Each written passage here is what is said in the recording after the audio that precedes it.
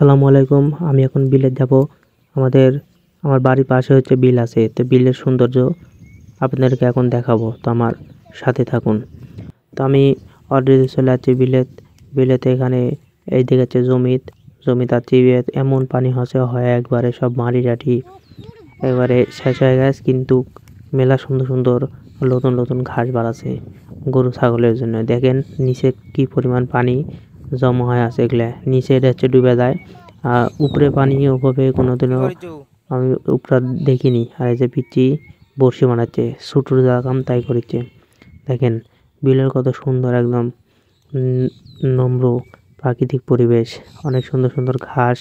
এগুলো খালি গরু ছাগলে দিলে খালি খাইয়ে যাবে, কিন্তু কাটার মানুষ নাই। দেখেন এগুলো হচ্ছে চাপা ঘাসগুলো কিন্তু সেই সুন্দর লাগছে। তো ক্যামেরার সামনে কেমন লাগছে বলতে পারবো না, কিন্তু হেভি লাগছে দেখতে বাস্তবে। সেই যে কি অবস্থা আমাদের দেখছেন, অতিরিক্ত বৃষ্টির কারণে সব নষ্ট হয়ে গেছে। পানি জমে আছে, দেখেন ড্রেন করছে, ড্রেন দিয়ে একদম সেই লেভেলের পানি জমে আছে। এদিকে হচ্ছে নিচে মরিচ লাগাছে, উপরে ঘাস টাস দিয়ে করে থুয়ে দিছে। আর এই যে দেখুন পানি নিচে কত, উপরে একবার খালি এগুলো হচ্ছে শান্তির খালি ঘাস আর ঘাসই হয়ে আছে। আর এগুলো হচ্ছে গুড়ি গুড়ি ঘাস, দেখতেও হেবি সুন্দর লাগিচ্ছে। আর এই যে লাগাশুনো, এটা হচ্ছে সিংচিঙ্গা, কিন্তু হয়নি।